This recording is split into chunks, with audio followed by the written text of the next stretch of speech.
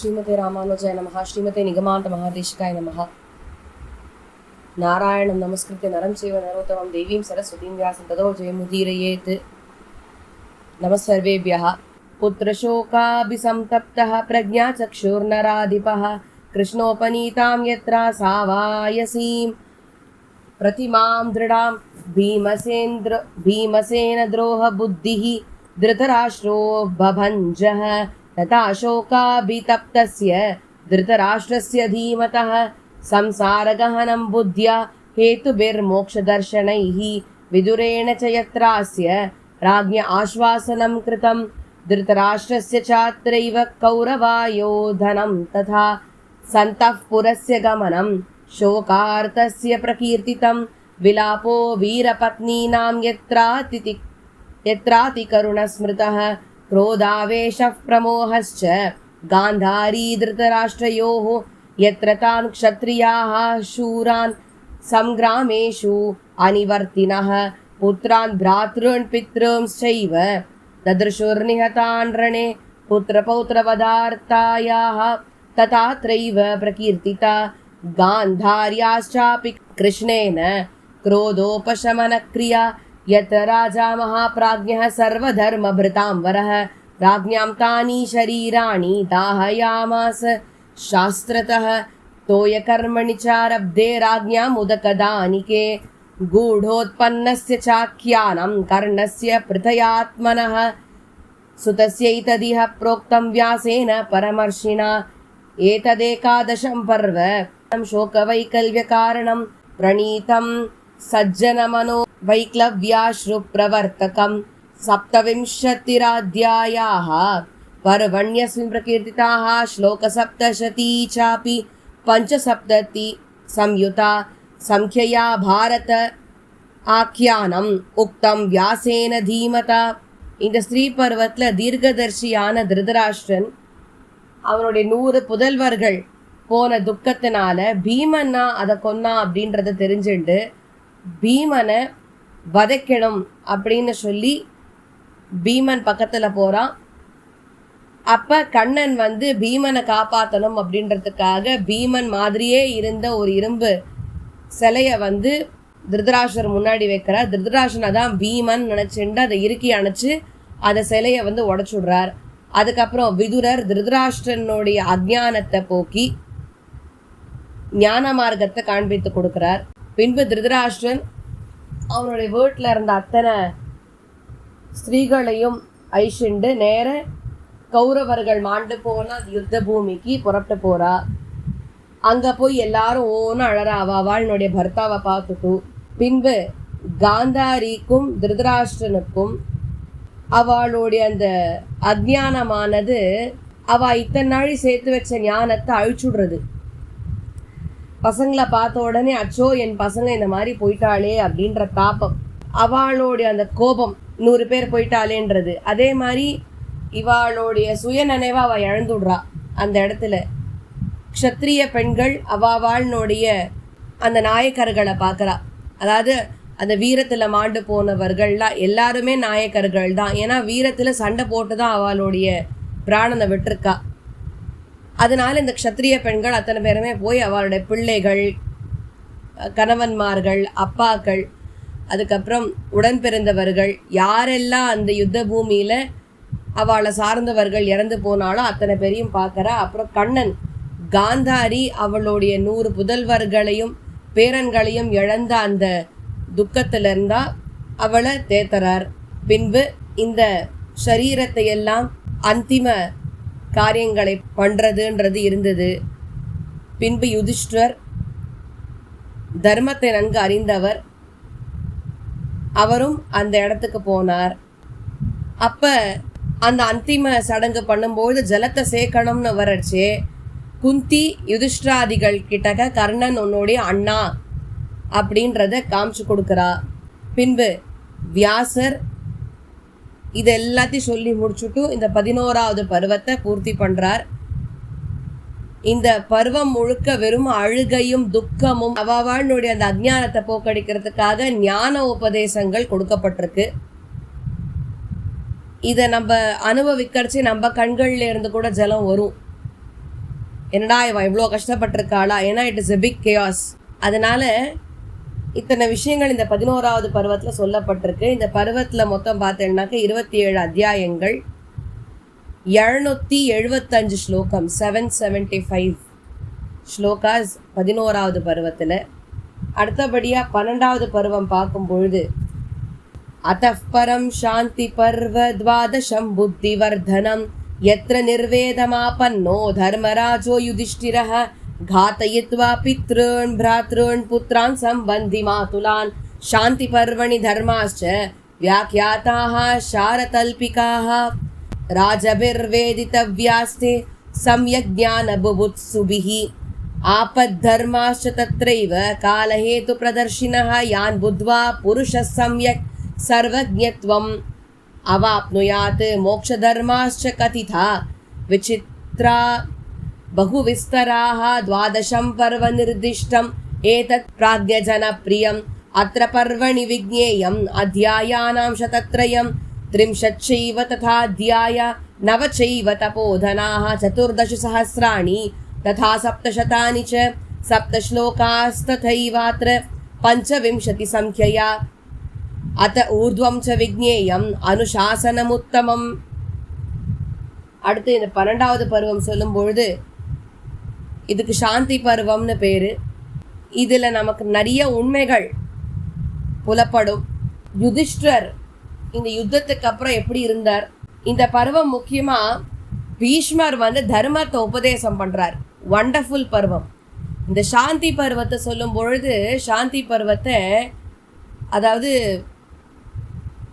இங்கிலீஷில் சொல்லணும் அப்படின்னாக்க ட்ரெஷர் ஹவுஸ் ஆஃப் விஸ்டம்னு இதுக்கு பேர். சாந்தி பருவம் ட்ரெஷர் ஹவுஸ் ஆஃப் விஸ்டம் அப்படின்னு சொன்னாக்க ஞானம் என்னும் பொக்கிஷத்துக்கு இருப்பிடமாக இருக்கக்கூடிய பருவம் தான் சாந்தி பருவம். ஏன் அதில் என்ன அப்படி இருக்கு அப்படின்னு கேட்டாக்கா, பீஷ்மர் எத்தனையோ தர்ம உபதேசங்களை பண்றார் யுதிஷ்டாதிகளுக்கு. ராஜ்ய தர்மம் என்ன, ஸ்திரீ தர்மம் என்ன, புருஷ தர்மம் என்ன, விசேஷ தர்மம் என்ன, சாமானிய தர்மம் என்ன, மோட்ச தர்மம் என்ன, எப்படி இருக்கணும் எப்படி இருக்கக்கூடாதுன்னு எல்லா ஞானத்தையும் பீஷ்ம பிதாமகர் யுதிஷ்டாதிகளுக்கு உபதேசம் பண்ணுறார். இந்த பருவத்தில் கூடவே எமர்ஜென்சின்னு வந்தால் அந்தந்த ஆபத்கால தர்மம், எமர்ஜென்சி சுச்சுவேஷன் வந்ததுன்னா அப்போ தர்மத்தை எப்படி ஸ்தாபிக்கணும், காலம்னா என்ன, அந்த காலம் எப்படி இயங்கிறது, அந்த காலத்திற்கு ஏற்றாற்போல் எப்படி தர்மங்கள் நடக்கிறதுன்றது எல்லாம் சொல்கிறார். இதெல்லாம் ஒருத்தன் தெளிவாக தெரிஞ்சுனுட்டான் அப்படின்னா அவனுக்கு நிச்சயம் பூர்ணமான ஞானம் சேருறது. ஏன்னா அவனுக்கு எல்லா ஞானத்தையும் ஒரு சேர பொக்கிஷமாக தரக்கூடிய ஒரு பருவமாக தான் சாந்தி பருவம் இருக்குது. ஸோ இந்த பருவம் பார்த்தேன்னாக்க இதில் மொத்தம் 339 உபபருவங்களும் 14,732 ஸ்லோகங்கள் இந்த பருவத்தில் இருக்குது. 14,732 ஸ்லோகாஸ் இந்த பருவத்தில்.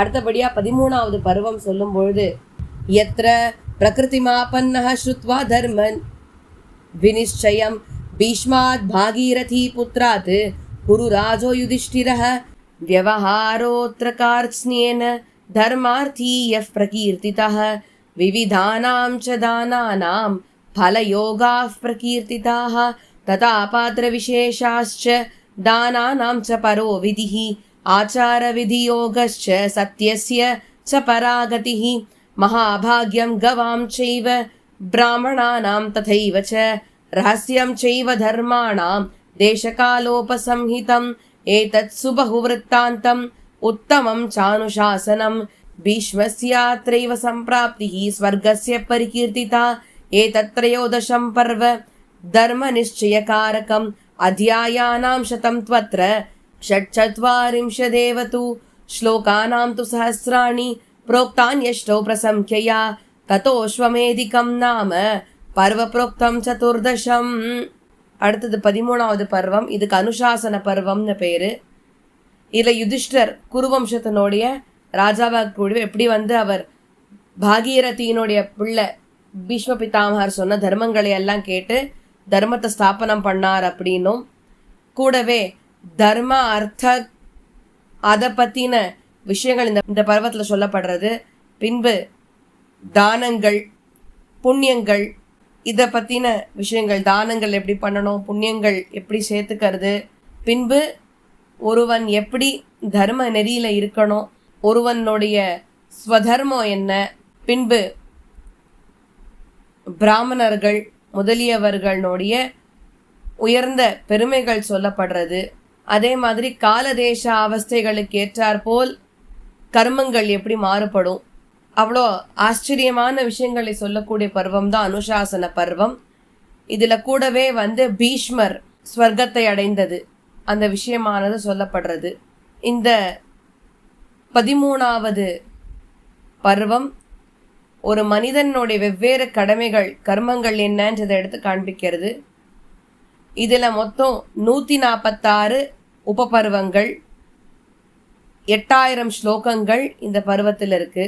தத் சம்வர்த்தமருத்தீயம் யத்ராக்யானம் அனுத்தமம் சுவர்ண கோஷ சம்பிராப்திர் ஜென்மச்சோக்தம் பரீட்சிதः தக்தஸ்யாத்ராக்னினா பூர்வம் கிருஷ்ணாத் சம்ஜீவனம் புனः சர்யாயாம் ஹயமுத்ஸ்ருஷ்டம் பாண்டவஸ்யானுகச்சதः தத்ர தத்ர ச யுத்தானி ராஜபுத்ரைரமர்ஷணைः சித்ராங்கதாயாः புத்ரேண புத்ரிகாயா தனஞ்சயः சங்கிராமே பப்ருவாஹேன சம்சயம் சாத்ரதர்ஷிதः அஸ்வமேதே மகாயஜ்ஞே நகுலாக்கியானமேவ ச இத்யாஸ்வமேதிகம் பர்வ प्रोक्तमे तन्महाद्भुतम् अध्यायानां शतं चैव त्रयोऽध्यायाश्च कीर्तिताः 3 श्लोकसहस्राणि तावन्त्येव शतानि च 20 तथा श्लोकाः संख्यातास्तत्त्वदर्शिना ततस्त्वाश्रमवासाख्यं पर्व 15 स्मृतं ततस्त्वाश्रमवासाख्यं पर्व 15 स्मृतं यत्र राज्यं समुत्सृज्य காந்தாரியா சகிதோ நிருபஹ. இந்த அடுத்த பருவம் ஆஸ்வமேதிக பருவம்னு பேரு, 14வது பருவம்.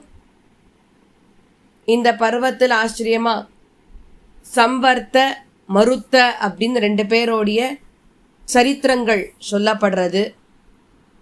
அப்புறம் பாண்டவர்கள் இந்த புதையலை கண்டுபிடிக்கிறது, பின்பு பரீட்சித் மகாராஜாவோட ஜனனம், அஸ்வத்தாமனுடைய அந்த அஸ்திரத்தினால குழந்தை கர்ப்பத்திலே கரிக்கட்டையாட்டம் பெடுத்து அந்த குழந்தைய பெருமாள் காவந்து பண்ணி கொடுக்கிறார் அந்த விஷயம், அர்ஜுனனுடைய யுத்தம், அப்புறம் அஸ்வமேத யஜ்ஞம் எப்படி பண்ணப்பட்டது, அர்ஜுனன் எப்படி சித்திரகந்தாவனுடைய பிள்ளை வப்ருவாகனனை என்கவுண்டர் பண்ணான் அப்படின்றது.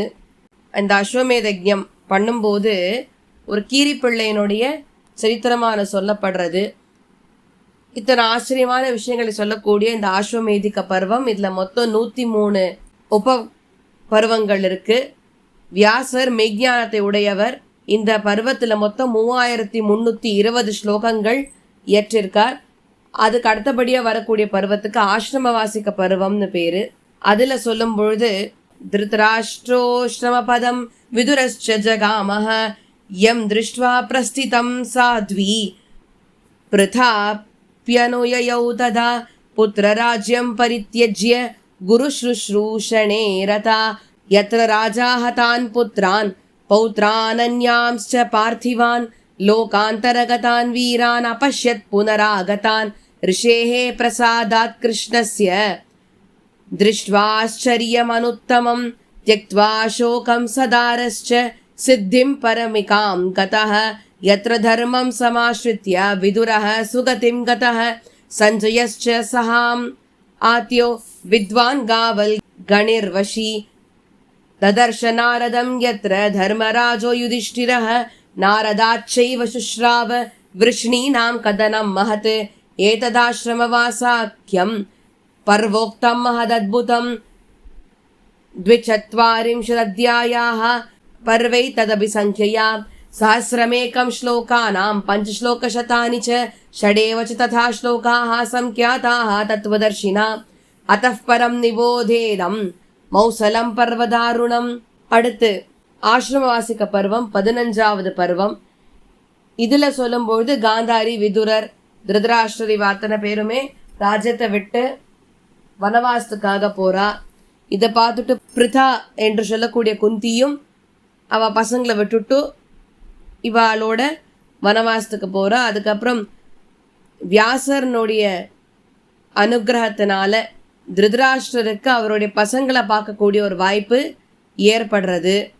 அதுக்கப்புறம் அவருடைய மனைவி எல்லாவற்றையும் துறந்து அவர் உயர்ந்த தபஸ்களை ஏற்றுக்கொள்கின்றார். இந்த பருவத்தில் விதுரர் எல்லா விதமான தர்மங்களையும் நன்னா தெரிஞ்சுட்டுருக்கக்கூடியவர். அப்படி அறிந்தவர் உயர்ந்த நிலைக்கு தன்னை உயர்த்திக்கணும்னு அவரும் தனியாக தபஸ் பண்ணுறதுக்கு போகிறார்னு சொல்லப்படுறது. காவல்கணனுடைய பிள்ளை சஞ்சயன் தன்னுடைய இந்திரியங்கள் எல்லாம் அடக்கி உயர்ந்த நிலையை அடையறார் அப்படின்னும், யுதிஷ்டர் நாரதரை சந்திச்சு இது எல்லா விஷயங்களும் கேட்கிறார் விஷ்ணுகளை பற்றி அப்படின்னு சொல்லப்படுறது. இந்த ஆச்சரியமான பருவம் ஆசிரமவாசிக்க பருவம். இதில் மொத்தம் 42 உபபருவங்கள். வியாசர் மொத்தம் 1506 ஸ்லோகங்களை இதில் ஏற்றிருக்கா. இதோட 15 பருவங்களாருது. 16வது பருவம் மௌசல பருவம், அதையும் பார்ப்போம். யத்ரதே புருஷ வியாக்ராஹ சஸ்திரஸ்பர்ஷஹதா யுதி பிரம்மதண்ட வினிஷ்பிஷ்டாஹ சமீபே லவணாம்பசஹ ஆபானே பானகலிதா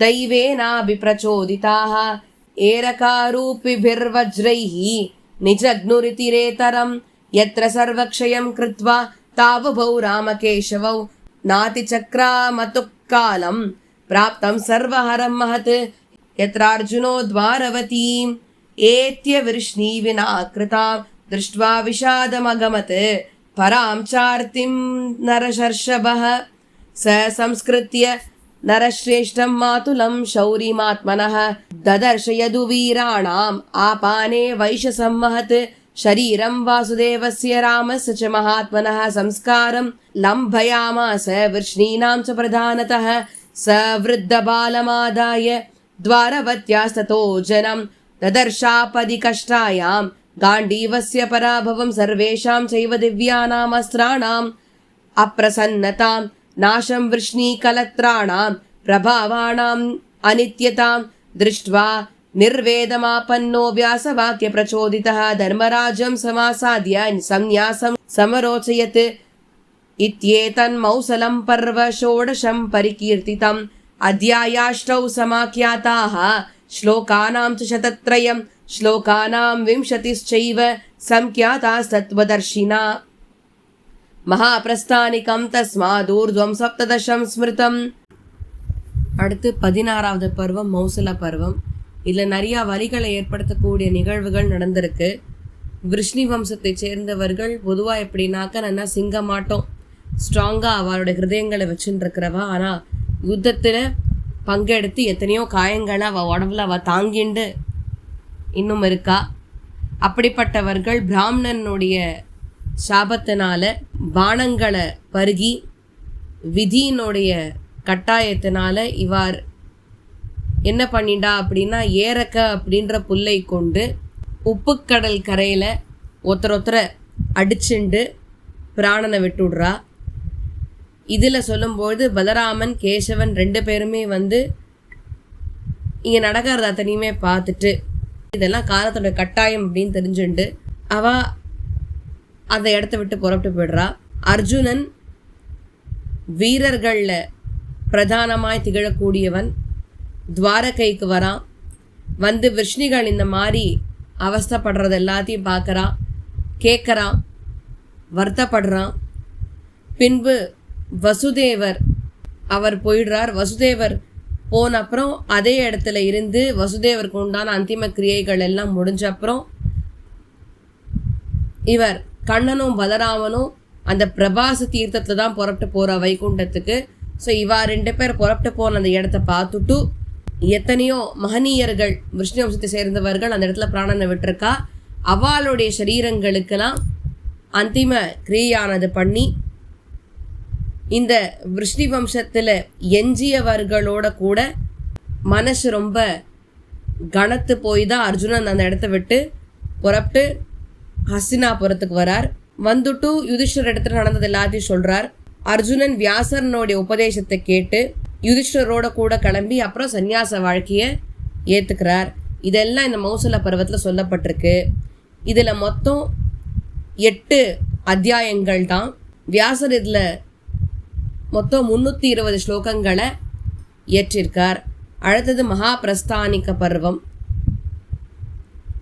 யத்ர ராஜ்யம் பரித்யஜ்ய பாண்டவாः புருஷர்ஷபாः द्रौपद्या सहिता देव्या महाप्रस्थानमास्थिताः यत्र तेऽग्निं ददृशिरे लौहित्यं प्राप्य सागरं यत्राग्निना चोदितश्च पार्थस्तस्मै महात्मने ददौ सम्पूजितद्दिव्यं गाण्डीवं धनुरुत्तमं यत्र भ्रातॄन् निपतितान् द्रौपदीं च युधिष्ठिरः दृष्ट्वा हित्वा जगामैव सर्वान् अनवलोकयन् एतत् 17 पर्व महाप्रस्थानिकं स्मृतं यत्राध्यायास्त्रयः प्रोक्ताः श्लोकानां च 100 विंशतिश्च तथा श्लोकाः संख्यातास्तत्त्वदर्शिनाम्.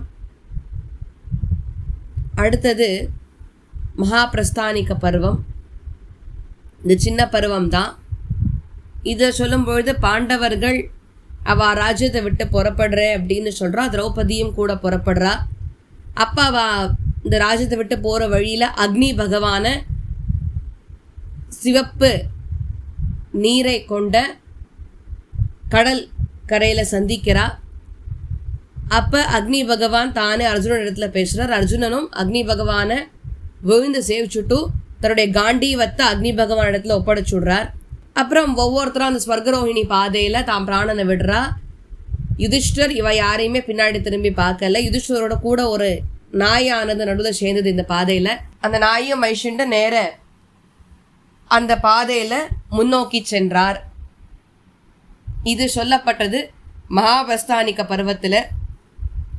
இதில் மொத்தம் 3 அத்தியாயங்கள் 320 ஸ்லோகங்கள் எழுதியிருக்கார். இத்தோட மகாபிரஸ்தானிக பருவம் சொல்லப்படுறது. அடுத்தபடியாக இருக்கிற பருவம் ஸ்வர்க பர்வதோ ஜ்ஞேயம் திவ்யம் யத் ததமானுஷம் பிராப்தம் தைவரதம் ஸ்வர்கான் நேஷ்டவான் யத்ர தர்மராட் ஆரோடும் சுமஹா பிராஜ்ஞ ஆந்திருஷம் ஸ்யாச்சுனா வினா தாமஸ்யாத் விச்சலாம் ஞாத்வா ஸ்திதிம் தர்மே மகாத்மனः ஸ்வரூபம் யத்ர தத்யக்த்வா धर्मेणासौ समन्वितः स्वर्गं प्राप्तः स च तथा यातना विपुला भृशं देवदूतेन नरकं यत्र व्याजेन दर्शितं शुश्राव यत्र धर्मात्मा भ्रातॄणां करुणागिरः निदेशे वर्तमानानां देशे तत्रैव वर्तताम् अनुदर्शितश्च धर्मेण देवराजेन पाण्डवः आप्लुत्याकाशगङ्गायां देहं त्यक्त्वा समानुषम् स्वधर्म निर्जितं स्थानं स्वर्गे प्राप्य स धर्मराट् मुमुदे पूजितः सर्वैः सेन्द्रैः सुरगणैः सह एतदष्टादशं पर्व प्रोक्तं व्यासेन धीमता अध्यायाः 5 संख्याताः पर्वण्यस्मिन् महात्मना श्लोकानां द्वेषते चैव प्रसंख्याते तपोधनाः 9 श्लोकास्तथैवान्ये संख्याताः परमर्षिणा 18 पर्वाण्युक्तान्यशेषतः खिलेषु हरिवंशश्च भविष्यं च प्रकीर्तितं 10 श्लोकसहस्राणि 20 श्लोकशतानि च खिलेषु हरिवंशे च संख्यातानि महर्षिणा एतत् सर्वं समाख्यातं भारते पर्वसङ्ग्रहः 18 समाजग्मुः अक्षौहिण्योयुत्सया तन्महादारुणं யுத்தமஹான்யஷ்டாதசாபவத். அடுத்தபடியாக 18வது பருவம் சொல்லப்படுறது. இந்த 18வது பருவத்துக்கு ஸ்வர்க ரோஹிணி பருவம்னு பேர். இதில் தான் முந்தைய பருவத்தில் சொல்லி முடிக்கும்பொழுது யுதிஷ்டர் பாக்கி இருக்கிற 4 உடன் பிறந்தவர்கள் திரௌபதியோடு தான் அந்த ஸ்வர்கரோஹிணி பாதையில் நடந்து போகிறார். அதில் ஒவ்வொருத்தராக கீழே விழுந்து செத்து போகிறா. அதில் நடுவில் சேர்ந்தது தான் இந்த நாய். இந்த நாயை ஐஷின்னு யுதிஷ்டர் கொஞ்சம் கூட திரும்பி பார்க்காம தன்னுடைய மார்க்கத்தில் முன்னேறிண்டே போகிறார். அப்போ அவன் முன்னாடி ஏறிண்டே போகிறச்சே ஸ்வர்கலோகத்துக்கு அதிபதியான இந்திரன் ஸ்வர்க்கத்துக்கு உண்டான வாகனத்தை கொண்டு யுதிஷ்டர் முன்னாடி நிற்கிறார். அப்போ யுதிஷ்டர் சொல்கிறார், இந்த நாயையும் ஐஷிண்டு வரணும் அப்படின்ற இந்திரன்ட்டா. அப்போ இந்திரன் நாயெல்லாம் உள்ள ஐஷின்னு போக முடியாதுன்னா அப்போ யுதிஷ்டர் தர்மத்தை அந்த இடத்துல திருப்பி நல்லா நாட்டுறார். அகம் மகிழ்ந்து இந்திரன் யுதிஷ்டர் நாய் ரெண்டுத்தையுமே சொர்க்கத்துக்கு அழிச்சின்னு போகிறார். அங்கே போய் பார்த்தாக்க இந்த மாதிரி உடன் பிறந்தவர்கள் மனைவி எல்லாருமே நரகத்தில் இருக்கான்றதை கேள்விப்பட்டு ரொம்ப வருத்தம் அடைஞ்சு யுதிஷ்டரங்க நரகத்துக்கு போய் பார்க்குறார். இந்த விஷயங்கள்லாம் சொல்லப்படுறது. அதுக்கப்புறம் யுதிஷ்டர் ஆகாஷ கங்கையில் வந்து ஸ்நானம் பண்ணி அவருடைய சரீரத்தை தியாகம் பண்ணி ஸ்வர்க்கத்துக்கு போயிடுறார். இத்தோட 18வது பருவம் வியாசர் இயற்றியது முடிவுக்கு வருது. இதில் மொத்தம் மகரிஷி வியாசர் 209 ஸ்லோகங்கள் 209 ஸ்லோகாஸ் வந்து எழுதியிருக்கார். கிலாபாகம் என்னதுன்னா ஹரிவம்சம். இதில் இருக்கிற ஸ்லோகங்கள் மொத்தம் 12,000. சௌத்தி மகரிஷி இப்போ மேற்படி சொல்கிறார், இந்த 18 பர்வத்தினுடைய சங்கிரகம் சுருக்கம் உங்களுக்கு இப்போ சொல்லப்பட்டது. இதில் 18 அக்ஷௌஹினி சைன்யங்கள் யுத்தத்தில் தோன்றினார்கள். 18 நாள் யுத்தம், கோரமான யுத்தம், மகா யுத்தம் நடைபெற்றது. யோ வித்யா சதுரோ வேதான் சாங்கோபனிஷதோ த்விஜஹ நச்சாக்கியானம் இதம் வித்யான் நைவ சஸ்யாத்விசக்ஷணஹ அர்த்தசாஸ்திரமிதம் ப்ரோக்தம் தர்மசாஸ்திரமிதம் மஹத் காமசாஸ்திரமிதம் ப்ரோக்தம் வியாசேனாமித புத்தினா ஸ்ருத்வா த்விதமுபாக்கியானம் ஸ்ராவ்யம் அன்யன்ன ரோச்சதே பும்ஸ்கோ கிலருதம் ஸ்ருத்வா ரூக்ஷாத்வாங்க்ஷஸ்ய வாகிவ இதிஹாசோத்தமாதஸ்மாத் ஜாயந்தே கவிபுத்தயः பஞ்சभ्य इव भूतेभ्यो लोकसंविदयस्त्रयः अस्याख्यानस्य विषये पुराणं वर्तते द्विजाः अन्तरिक्षस्य विषये प्रजा इव चतुर्विधाः क्रियागुणानां सर्वेषाम् इदमाख्यानमाश्रयः इन्द्रियाणां समस्तानां चित्रागिव मनक्रियाः अनाश्रित्यैतदाख्यानं कथा भुवि न विद्यते आहारम् अनपाश्रित्य शरीरस्येव धारणम् इदं कविवरैः सर्वैः आख्यानम् उपजीव्यते उदयप्रेप्सुभिर्भृत्यैः अभिजात इवेश्वरः अस्य काव्यस्य कवयो न समर्था विशेषणे साधोरिव गृहस्थस्य शेषाश्रय इवाश्रमाः धर्मे मतिर्भवतु वः सततोत्थितानां सह्येक एव परलोकगतस्य बन्धुः अर्थाः स्त्रियश्च निपुणैरपि सेव्यमाना नैवाप्तभावम् उपयान्ति न च स्थिरत्वं द्वैपायनोष्ट पुटनिःसृतमप्रमेयं पुण्यं पवित्रमथ पापहरं शिवं च यो भारतं समधिगच्छति वाच्यमानं किं तस्य पुष्करजलैरभिषेचनेन यदग्ना कुरुते पापं ब्राह्मणस्त्विदिन्द्रियैश्चरान् महाभारतमाख्याय सन्ध्यामुच्यति पश्चिमां यद्रात्रौ कुरुते पापं कर्मणा मनसा गिरा महाभारतमाख्याय पूर्वां सन्ध्यां प्रमुच्यते यो गोशतं कनकशृङ्गमयं ददाति विप्राय वेदविदुषे च पकुश्रुताय पुण्यां च भारतकथां शृणुयाच्च नित्यं तुल्यां फलं भवति तस्य चैव आख्यानं तदिदमुत्तमं महार्थं विज्ञेय महादिह पर्वसङ्ग्रहेण श्रुत्वादौ भवति नृणां सुखावगाहं விஸ்தீர்ணம் லவணஜலம் யதா ப்ளவேன. 4 வேதங்களை அதோட அங்கங்கள் உபனிஷத்களோட எவனொருவன் கத்திருந்தாலும் அவனுக்கு சப்போஸ் பாரதம் தெரியல அப்படின்னாக்கா அவன் ஞானின்னு சொல்ல முடியாது. வியாசர் எல்லை இல்லாத ஞானத்தை உடையவர். அப்படிப்பட்டவர் மகாபாரதத்தை அர்த்த தர்ம காமசாஸ்திரங்களை பேஸ் பண்ணி எழுதியிருக்கார். எவன் ஒருவன் இந்த மகாபாரதத்தை கேட்குறான்னா அவனுக்கு மற்ற சரித்திரங்கள்ல நாட்டம் வராது. எதை போல அப்படின்னு கேட்டாக்க, ஒரு ஆண் கோக்கிலமானது பாடுறதுன்னு வச்சுக்கோங்களேன், அந்த பாட்டை ஒருத்தன் கேட்டுட்டு எங்கேயாவது காக்கைகளினுடைய பாட்டை போய் கேட்பேன்னு சொல்லுவானா? சொல்ல மாட்டானோ இல்லையா? அந்த மாதிரி ஆண் கோக்கிலமான வியாசர் பாடி இந்த பாட்டை எவன் ஒருவன் கேட்டுட்டானோ அவன் போய் என்றைக்குமே காக்கைகளினுடைய பாடலை வந்து கேட்க மாட்டான். எப்படி இந்த 3 உலகங்களும் பஞ்சபூதங்களை ஆதாரமாக கொண்டுள்ளதோ அந்த மாதிரி தான் எல்லா கவிகளும் இந்த பாரதத்தை கொண்டாடுறா. பிராமணர்களை தெரிஞ்சுக்கோங்கோ, 4 விதமான ஜீவராசிகள் இந்த பிரபஞ்சத்தில் உண்டு. தொப்புள் கொடி அதிலேருந்து தோன்றியது, முட்டைகள்லேருந்து தோன்றியது, வேர்வை, அப்புறம் இந்த மாய்ஸ்சர் அதிலேருந்து தோன்றியது, அதுக்கப்புறம் மரம் செடி கொடிகள். இது எல்லாமே ஆகாசத்தை சார்ந்து தான் இருக்குது அதோடைய வாழ்வாதாரத்துக்கு. அந்த மாதிரி புராணங்கள் இந்த சரித்திரங்களை சார்ந்திருக்கு. எப்படி எல்லா இந்திரியங்களும் அதோட வியாபாரங்களுக்கு மனசு சார்ந்திருக்கோ அந்த மாதிரி எல்லா செயல்களும் தர்ம காரியங்களும் இந்த இதிகாசத்தை சார்ந்திருக்கு. இது இன்னைக்கு நடக்கிற கதை கிடையாது, என்னைக்கும் நடந்த கதை தான். இருந்தாலும் இன்னைக்கு நடக்கிற விஷயங்களோட அது சம்மந்தப்பட்டிருக்கு.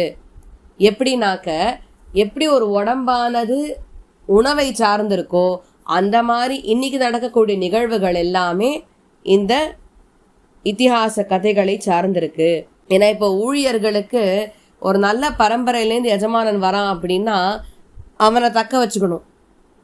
இல்லை அவன் இருக்கிற பதவியிலேருந்து அடுத்த பதவிக்கு அவனை உயர்த்தி அழிச்சுட்டு போகணும். அப்போ இந்த கீழே இருக்கிற வாழ்ல என்ன பண்ணுவா? அவனுக்கு தேவையான உதவிகள் பண்ணுவா, அவன் நிறையா கொண்டாடுவா, எல்லாம் பண்ணுவா இல்லையா? ஏன்னா அப்போ தான் அவன் அதே பொசிஷன் தான் நிற்பான், இல்லை அடுத்த லெவலுக்கு போவான் இந்த ஊழியர்களுக்காகவே. அந்த மாதிரி இந்த பாரதத்தை கவிகள் அத்தனை பேருமே கொண்டாடுறா. 4 ஆசிரமங்கள் இருக்கு இல்லையா? பிரம்மச்சரிய ஆசிரமம், கிரகஸ்தாசிரமம், வானப்பிரஸ்தாசிரமம், சன்னியாசாசிரமம்னு. இதில் கிரகஸ்தாசிரமம் தான் ரொம்ப அனுகிரகிக்கப்பட்ட ஆசிரமம். ஏன் தெரியுமோ? இந்த கிரகஸ்தாசிரமத்தில் மாத்திரம்தான் நீங்கள் சம்சாரத்தையும் பார்த்துட்டு கூடவே பகவானையும் பார்க்க முடியும். கிரகஸ்தாசிரமத்தில் இருக்கிறவன் மோட்சத்துக்கு போகிறது, அதற்கு உண்டான கைங்கரியங்களை பண்ணுறது ரொம்ப ஈஸி வென் கம்பேர் டு பிரம்மச்சாரி வர்ணாசிரம தர்மத்தில் இருக்கிறவா, சன்னியாசாசிரமத்தை ஏற்றுட்டு இருக்கிறவாளை காட்டிலும். ஸோ ரொம்ப அனுகிரகிக்கப்பட்ட ஆசிரமம் என்னன்னா கிரகஸ்தாசிரமம். எப்படி இந்த கிரகஸ்தாசிரமத்தை மற்ற 3 ஆசிரமங்களால் சர்பாஸ் பண்ணிட்டு போக முடியாதோ அந்த மாதிரி இந்த பாரதத்தை யாராலையுமே சர்பாஸ் பண்ணிட்டு வயலேட் பண்ணிட்டு போக முடியாது. ஹே பிராமணர்களே, நீங்கள்லாம் தர்மத்தை கடைப்பிடிக்கக்கூடியவர்கள். அதனால எல்லா விதமான செயலற்ற தன்மைகளையும் நீங்கள் உதறி தள்ளுங்கோ. உங்களுடைய மனசு எல்லாமே அறத்தின் மீது, தர்மத்தின் மீது நிலைத்திருக்கட்டும். ஏன் அப்படின்னாக்க, இந்த தர்மம் அப்படின்றது இந்த லோகத்தை விட்டு இன்னொரு லோகத்துக்கு ஒருத்தன் போறான் பாருங்கோ, அந்த லோகத்தில் இவன் பண்ணின தர்மம் தான் இவனுக்கு உயர்ந்த நண்பனா திகழும். அதனால தர்மத்தையே மனசுல நினைச்சு வச்சுக்கோங்கோ. இந்த பாரதம் கிருஷ்ணத்வைபாயனருடைய திருவாய் மலர்ந்து வந்ததே இதுக்கு நிகர் வேற எதுவுமே கிடையாது. பாரதத்துக்கு நிகர் பாரதம் தான். இது எல்லா விதமான பாப்பங்களையும் அழிச்சு நன்மைகளை ஏற்படுத்தக்கூடியது. எவன் ஒருவன் இத கேட்கறானோ ஸ்ரத்தையா, அவன் எந்த புஷ்கரத்திலையும் போய் ஸ்நானம் பண்ணும்ன்ற அவசியம் கிடையாது. ஹே பிராமணர்களே, என்னென்ன பாப்பங்கள் ஒருவன் பகல்ல அவனுடைய இந்திரியங்கள் மூலியமாக செய்கின்றானோ அப்படிப்பட்டவன் இந்த பாரதத்தை வாசிக்கிறதன் மூலியமாக சாயங்கால வேளையில் அவனுடைய பாப்பங்களை எல்லாம் தொலைத்து விடுகின்றான்.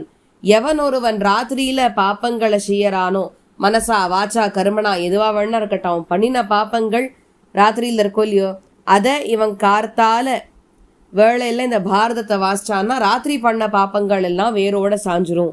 வேதங்களில் எல்லா கல்வி பிரிவுகள்லையும் நன்னா தேர்ச்சி பெற்ற ஒரு பிராமணருக்கு தங்கத்தாலான கொம்புகளை உடைய 100 பசுக்களை தானமாய் கொடுப்பவனும், பாரதத்தினுடைய புனித விளக்கங்களை தினமும் கேட்பவனும் சமமான தகுதி பெறுகின்றான். எப்படி கப்பல் வச்சுருக்கிற ஒருத்தன் ஈஸியாக இக்கரையிலேருந்து அக்கறைக்கு போகிறோன்னு, அந்த மாதிரி இந்த பாரதத்தில் பர்வசங்கிரக அத்தியாயம்னு ஒன்று இருக்கே, இந்த அத்தியாயத்தை எவன் ஒருவன் ஸ்ரத்தையோடு கேட்குறானோ அவனும் சம்சார சாகரத்தை ஈஸியாக கடந்துடுவான் அப்படின்னு சொல்லி இந்த பர்வசங்கிரகத்தை முடிக்கிறார். அடுத்து வரக்கூடிய பௌஷ்ய பருவம், அடுத்து இருக்கக்கூடிய பருவத்துக்கு பௌஷ்ய பருவம்னு பேர். அதை நம்ம வேறொரு நாள் அனுபவிக்கலாம். ஏதேனும் பிழைகள் இருந்தால் பிரிவாக க்ஷமிக்கணும்னு பிரார்த்திக்கிறேன். கவிதாரிக்கு சிம்மாய கணகுணசானே ஸ்ரீமதே வெங்கடேஷ வேதாந்த குருவே நமஹா. பாரதம் தொடரும்.